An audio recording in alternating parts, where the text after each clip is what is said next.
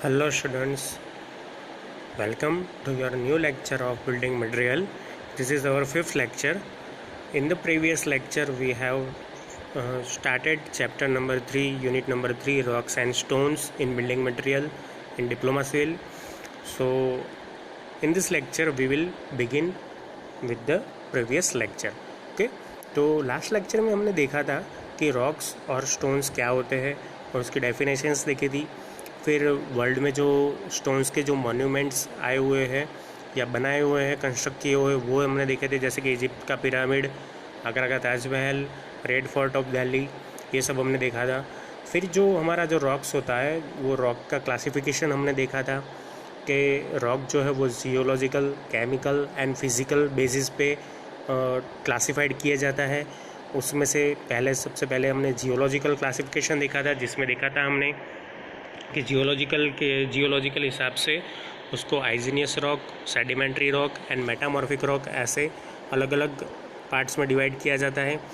फिर जो आइजीनियस रॉक होते हैं उसे हम प्लूटोनिक, वॉल्केनिक एंड हाइपोबासाइल्ट रॉक में डिवाइड करते हैं।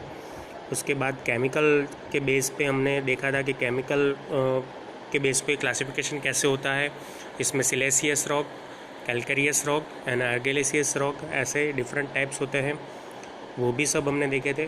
तो आज हम जो है अपना लेक्चर फिज़िकल क्लासिफिकेशन से शुरू करना चाहेंगे। ओके, तो फिज़िकल जो क्लासिफिकेशन है उसके हिसाब से रॉक्स को 3 पार्ट में डिवाइड करते हैं। सब उसके जो सब टाइप्स है वो 3 होते हैं। उसमें सबसे पहले हम देखेंगे तो है वो स्तरीय यानी कि stratified rocks.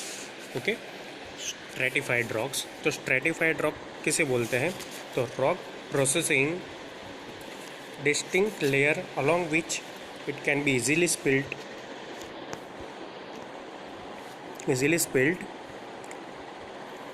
up are stratified rocks। यानी कि rocks processing distinct layer along which it can be easily spilled up are stratified rocks। और उसके एग्जाम्पल है सैंडस्टोन है, लाइमस्टोन है, सेल है, मार्बल है, स्लेट है। तो ये सब जो है वो आपके स्ट्रेटिफाइड रॉक है। ओके, तो स्ट्रेटिफाइड रॉक में बेसिकली क्या होता है वो तो मैंने इंग्लिश में बताया, अब मैं आपको हिंदी में बता देता हूँ कि जो स्ट्रेटिफाइड रॉक्स होते हैं उसमें एक स्तर जैसा होता है, यानी कि एक स्ट्राटा जैसा होता है, और उसमें एक जो सरफेस होती है उसके ऊपर दूसरी सरफेस होती है, दूसरे के ऊपर तीसरी होती है। और ये जो आपका जो स्ट्रेटिफाइड होता है यानी कि स्ट्राटा होता है वो अलग अलग पार्ट में डिवाइड हो सकता है। यानी एक स्ट्राटा को आप दूसरे स्ट्राटा से इजीली स्प्लिट अप यानी कि उससे अलग कर सकते हो। ओके, तो ऐसे टाइप के जो रॉक्स फॉर्म होते हैं उसे हम स्ट्रेटिफाइड कहते हैं। स्ट्रेटिफाइड में जो है वो आपका लाइमस्टोन, सैंडस्टोन, सेल, मार्बल और स्लेट एक्सेट्रा आ जाता है। तो एक बार फिर से मैं आपको इंग्लिश में बता देता हूँ। Rocks possessing distinct layer along which it can be easily split up are stratified rocks. Okay, यानी कि जो रॉक्स होते हैं वो एक स्तर के स्वरूप में यानी कि एक स्तर के रूप में एक दूसरे के ऊपर बने हुए होते हैं और हम वो स्तर को एक दूसरे से अलग कर सकते हैं, तो उसे हम स्तरीय यानी कि स्ट्रेटिफाइड रॉक्स बोलते हैं। ओके, उसके बाद हम दूसरा उसका टाइप देखते हैं, वो है स्तरहीन रॉक्स यानी कि अनस्ट्रेटिफाइड रॉक्स।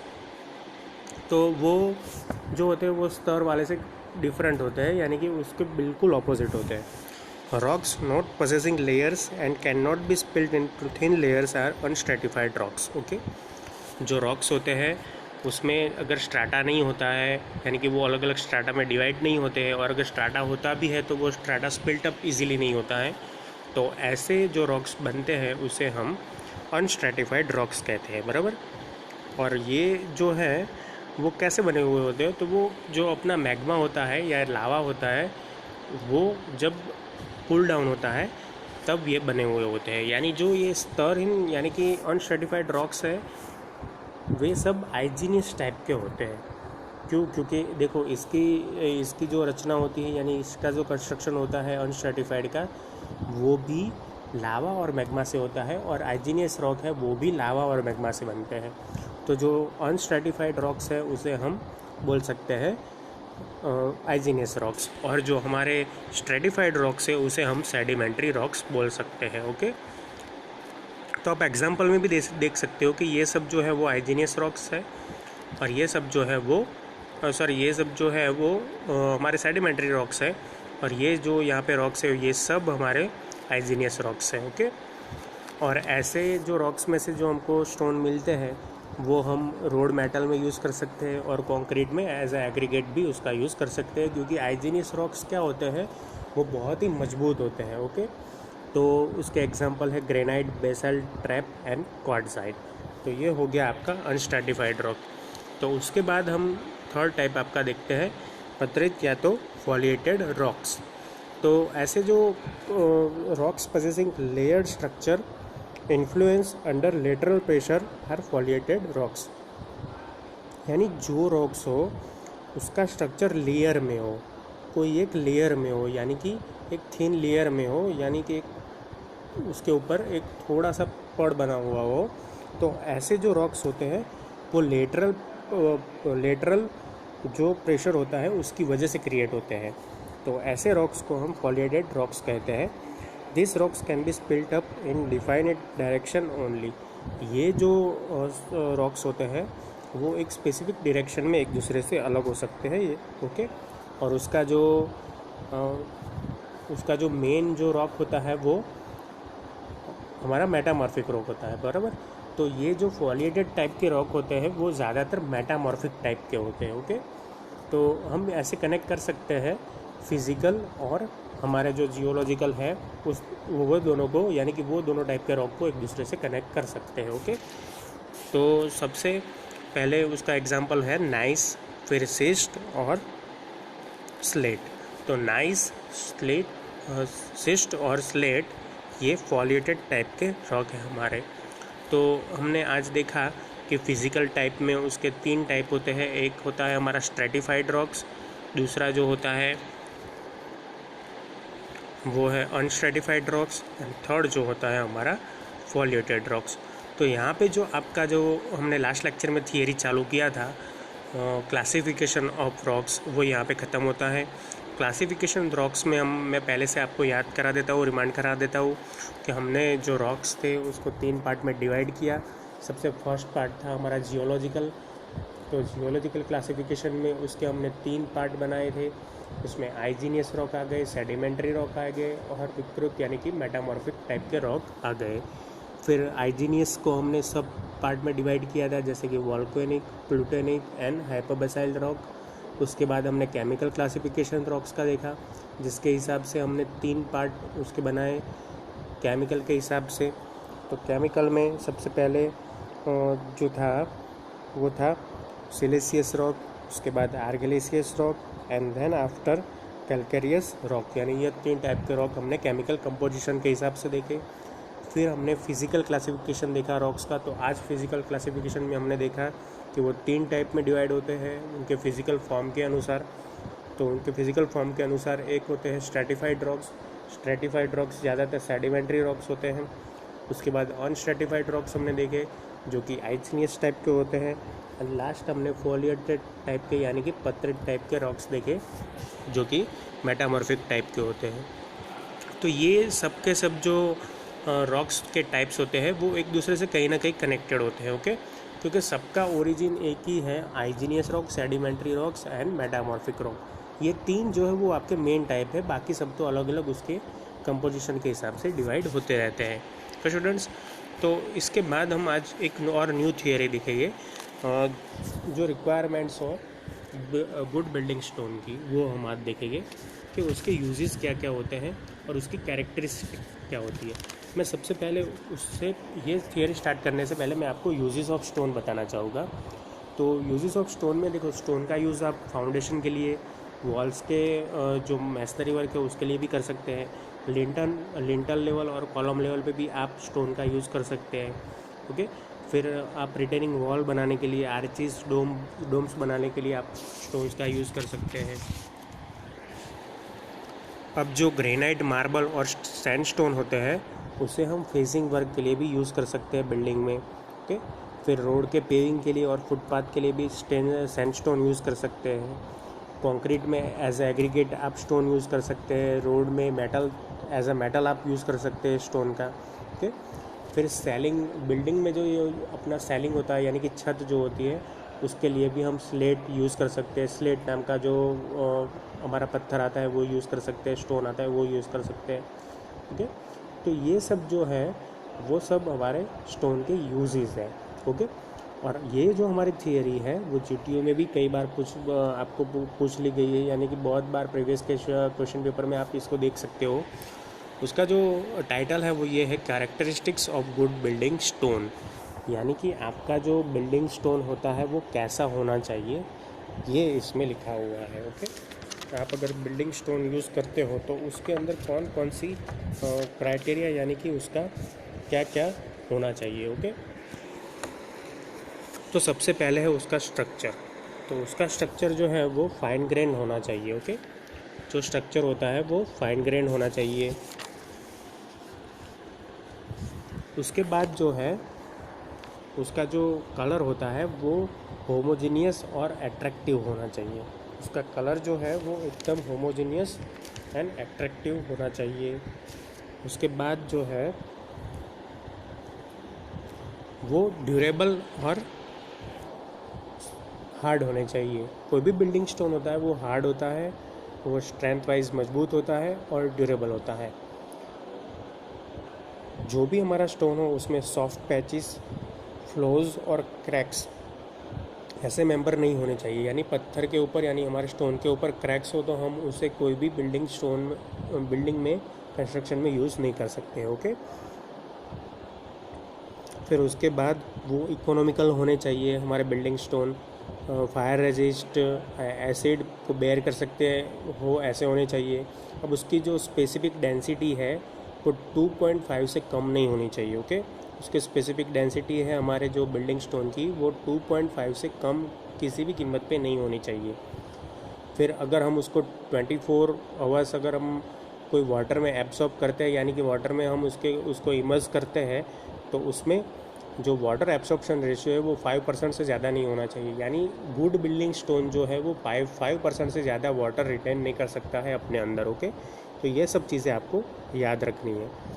फिर उसमें ऐसा होना चाहिए कि उसका सीजनिंग प्रॉपर्टी अच्छा होना चाहिए। अब ये सीजनिंग क्या होता है, सीजनिंग आप टिम्बर चैप्टर पढ़ोगे इसके ठीक बाद तो आपको पता चलेगा कि कोई भी मेंबर में से पानी का जो भी प्रमाण है वो पूरा निकाल देना, पूरा मॉइस्चर कंटेंट कोई भी पदार्थ में से निकाल देना, उसे हम सीजनिंग बोलते हैं।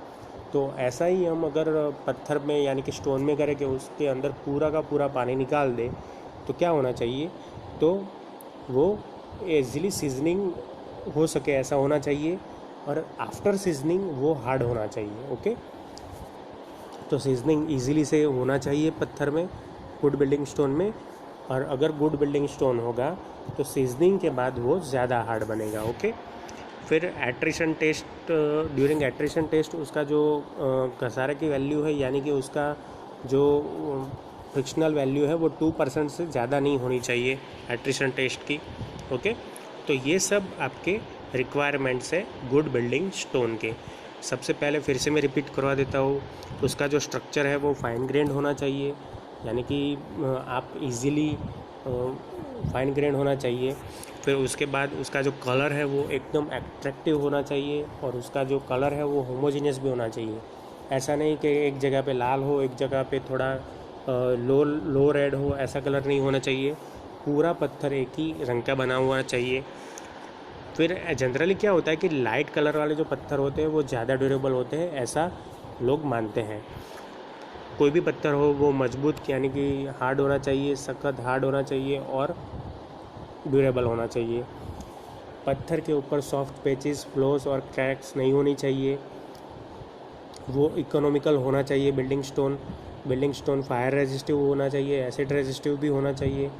अब उसकी जो स्पेसिफिक ग्रेविटी यानी कि स्पेसिफिक जो डेंसिटी है वो 2.5 से कम नहीं होनी चाहिए।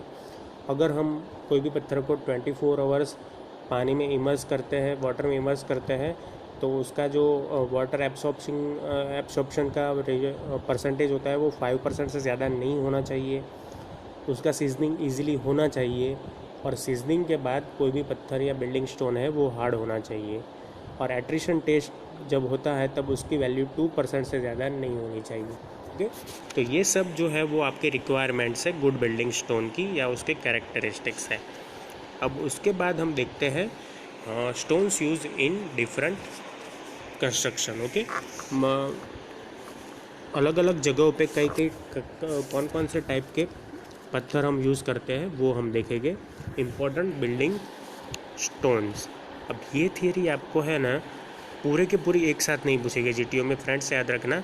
सबसे पहले वो लोग कोई भी एक पत्थर का आपको पूछेंगे, जैसे कि आपको ग्रेनाइट की शॉर्ट नोट पूछी है तो ग्रेनाइट के शॉर्ट नोट में आपको ये सब लिखना है। फिर बेसाल्ट और ट्रैप है, मार्बल है, ओके, स्लेट है। तो ये अलग अलग टाइप के आपके जो है वो मेंबर्स है। तो ये जो मेंबर्स है वो कैसे होते हैं मैं आपको पहले से दिखा देता हूँ। देखो आप इसकी है ना जो याद रखने की एक थियरी है, क्योंकि सब बिल्डिंग स्टोन आपस में एक दूसरे से मिक्स होते हुए आपको लगेंगे, लेकिन इसको याद रखने का एक बहुत ही अच्छा तरीका है। सबसे पहले ग्रेनाइट, तो ग्रेनाइट जो है वो किस टाइप का रॉक है पहले वो लिखना है। तो ग्रेनाइट हमको पता है कि वो आइजीनियस रॉक से, तो हम लिख देंगे कि इट इज़ एन आइजीनियस रॉक। फिर उसके बाद उसका कलर लिखना है। तो ये जब कैरेक्टरिस्टिक्स है, जैसे कि पेरेंट रॉक लिखना है पहले, फिर कलर लिखना है, फिर उसका जो स्ट्रक्चर होता है वो कैसा है वो लिखना है। तो ये सब आपको याद हो तो आप इजीली कोई भी पत्थर के लिए लिख सकते हो। ओके,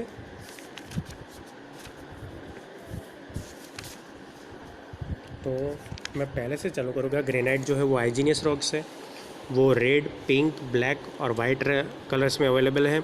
उसका जो स्ट्रक्चर होता है वो बहुत ही बारीक और स्फटिकमय होता है। वो हार्ड, ड्यूरेबल होता है। जो ग्रेनाइट होता है उसे कंस्ट्रक्ट करने में प्रॉब्लम्स आती है, क्या, क्योंकि ग्रेनाइट जो होता है वो बहुत ही हार्ड होता है, तो उसे एक शेप से दूसरे शेप में ले जाने के लिए बहुत ही हमें मेहनत करनी पड़ती है। लेकिन अगर उसकी हमको पॉलिश करनी हो तो वो इजीली हो सकती है। कंप्रेसिव स्ट्रेंथ जो है इसकी 100 से 140 न्यूटन पर mm स्क्वायर तक होनी चाहिए उसकी कंप्रेसिव स्ट्रेंथ। उसकी जो स्पेसिफिक ग्रेविटी है यानी कि स्पेसिफिक डेंसिटी है वो 2.6 से 2.75 तक होनी चाहिए। फिर उसका जो वाटर एब्सॉर्प्शन रेशियो है वो 1% से भी कम होना चाहिए। ओके, फिर ये जो पत्थर है हमारा यानी कि ग्रेनाइट टाइप का, वो अजमेर, झांसी, जबलपुर, मैसूर, कांगड़ा और सिकंदराबाद से हमें प्राप्त होता है, यानी कि इंडिया में इस जगहों पे मिलता है। तो मैं आपको देखो पहले से पैटर्न बता देता हूँ। सबसे पहले आपको पेरेंट रॉक लिखना है। आप मेरा एरो दिखते जाइए, एरो के ऊपर से आपको पता चल जाएगा कि क्या लिखना है। सबसे पहले आपको पेरेंट रॉक लिखना है, फिर उसका कलर लिखना है, फिर उसका स्ट्रक्चर लिखना है, फिर उसका जो क्वालिटी है यानी कि ड्यूरेबल है कि नहीं वो सब लिखना है। फिर उसके बाद उसका कंप्रेसिव स्ट्रेंथ आपको मस्ट लिखना है कि कंप्रेसिव स्ट्रेंथ उस स्टोन की क्या है। फिर आपको स्पेसिफिक ग्रेविटी भी लिखनी है उसकी। फिर उसका वाटर एब्सॉर्प्शन रेशियो लिखना है परसेंटेज में, और वो स्टोन कहाँ से मिलता है इंडिया में वो लिखना है। इतनी चीज़ें आप लिख दोगे तो आप कोई भी शॉर्ट नोट ईजिली लिख सकोगे। ओके, ज़्यादातर जो कलर होता है वो रेड होता है, वाइट, ब्लैक होता है। तो ये सब कॉमन कलर है, ये आपको कहीं में भी दिखने कोई भी रॉक में दिखने को मिल सकते हैं। ओके, उसके बाद हम सेकंड बिल्डिंग स्टोन देखते हैं, बेसाल्ट एंड ट्रैप। तो बेसाल्ट एंड ट्रैप है वो भी आइजीनियस रॉक है। देखो वही सीरीज़ मेंटेन करनी है हमें। उसका colour grey, dark green, blue, black और रेड हो सकता है। वो ड्यूरेबल होते हैं और मजबूत यानी कि सख्त भी होते हैं, और उनका जो स्ट्रक्चर होता है वो थोड़ा सूक्ष्म टाइप का होता है और ग्रेन टाइप का होता है। उसको हम है ना इजीली एक शेप से, देखो कोई भी आइजीनियस रॉक होगा तो उसे हम एक शेप से दूसरे शेप में जल्दी ट्रांसफ़र नहीं कर सकेंगे, लेकिन उसे हम पॉलिश तो ज़रूर कर सकते हैं। ओके, फिर जो बेसाल्ट और ट्रैप है उसे हम अगर हैंड में अपने ले और हैमर से उसे इम्पैक्ट करें, उस पर इम्पैक्ट करें तो वो जो है वो मेटल जैसा साउंड प्रोड्यूस करता है। ओके, बेसाल्ट और ट्रैप जो है उसके ऊपर हम हैमर से इम्पैक्ट करें तो वो जो है वो मेटल जैसा साउंड प्रोड्यूस करता है। उसकी कंप्रेसिव स्ट्रेंथ है 150 से 190 न्यूटन पर mm स्क्वायर जितनी। उसकी जो स्पेसिफिक ग्रेविटी है वो 3 जितनी होती है। और ऐसे जो पत्थर होते हैं यानी कि बेसाल्ट और ट्रैप होते हैं वो मध्य प्रदेश, पश्चिमी घाट और बिहार में से हमको मिलते हैं। ओके, तो ये सब उसका प्राप्ति स्थान है, यानी कि उसका सोर्सेज है कि ये स्टेट्स में से हमको इंडिया में बेसाल्ट और ट्रैप मिल सकते हैं। ओके, उसके बाद थर्ड जो है वो है हमारा मार्बल, यानी कि पारस पहाड़ जिसको हम बोलते हैं। तो ये सब जो पत्थर जो मैंने लिए हैं वो सब इम्पोर्टेंट है, वो आपको कई बार पूछे जा चुके हैं जीटीओ में। ओके, तो मार्बल जो है वो एक टाइप का मेटामॉर्फिक रॉक है। तो जैसे लाइम के जो रॉक्स होते हैं, लाइम के रॉक्स, उसके ऊपर अगर हम बहुत सारी गर्मी और प्रेशर डाल दें तो उसमें विकृति पैदा होती है और ये मार्बल टाइप का मेटामॉर्फिक रॉक बनता है। जो होता है वो भी सख्त होता है, टिकाऊ होता है और मजबूत भी होता है। उसका जो कलर है वो वाइट, पिंक, ग्रीन, ब्लैक और येलो इस टाइप का होता है मार्बल का। उसकी जो कंप्रेसिव स्ट्रेंथ होती है वो 70 से 75 न्यूटन पर एम स्क्वायर और उसकी स्पेसिफिक ग्रेविटी होती है 2.65 जितनी होती है। उसके ऊपर इजीली पॉलिश हो सकता है। अब उसका यूजेस हमको लिखा है कि वो कहीं भी आप अगर खोदरगाम करना चाहते हो, कोई भी मॉन्यूमेंट्स बनाना चाहते हो, कोई भी वॉल बनाना चाहते हो, तो उसके ऊपर फिर अगर आपके स्टेप्स बनाना चाहते हो तो वहाँ भी आप यूज़ कर सकते हैं। आगरा का ताजमहल है, दिल्ली की मोती मस्जिद है, आबू के जो देलवाड़ा के जैन देरासर है, वो सभी आप मार्बल से बने हुए पाओगे। यानी कि ये सब बहुत सारे मॉन्यूमेंट्स में मार्बल यूज़ होता है इजीली। ओके, और मार्बल कहाँ से मिलता है तो कि वो जयपुर, जोधपुर, अंबाजी, अजमेर, जबलपुर और जैसलमेर, ये जगहों से हमें प्राप्त होता है। ओके, उसके बाद हम देखें कि स्लेट, तो स्लेट भी एक और टाइप का मेटामॉर्फिक रॉक है। वो सिलिका और एल्यूमिना से बना हुआ होता है। ये भी जो होता है ड्यूरेबल होता है और हार्ड होता है, और उसमें देखो पोरस मटेरियल नहीं होता, यानी कि वो अछिद्रालु टाइप का होता है। उसमें छिद्र होते नहीं, पोरस मटेरियल उसमें होता नहीं है। उसका स्ट्रक्चर जो होता है वो फाइन ग्रेन स्ट्रक्चर होता है। उसका जो कलर होता है वो थोड़ा ब्लूइश टाइप का होता है और डार्क ब्लूइश टाइप का होता है।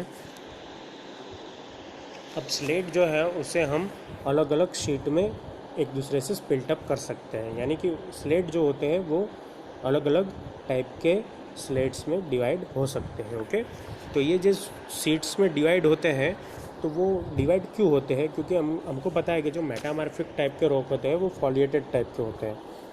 ओके, हमने आगे ही देखा था फिजिकल में कि फॉलिएटेड रॉक को हम एक दूसरे से अलग कर सकते हैं।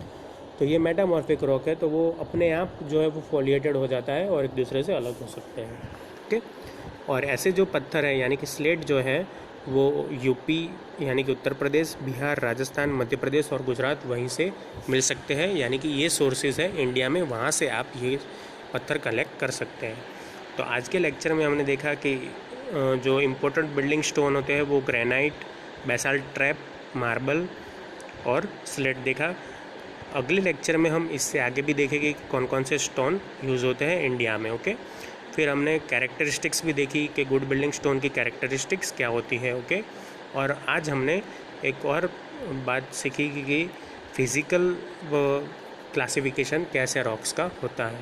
Okay students, thank you for watching and keep watching for updating videos of building materials. तो बिल्डिंग मटेरियल के नेक्स्ट चैप्टर के अंदर आपको अलग अलग जो दूसरे इंपॉर्टेंट बिल्डिंग स्टोन है वो जानने को मिलेंगे। Okay students, thank you for watching, welcome.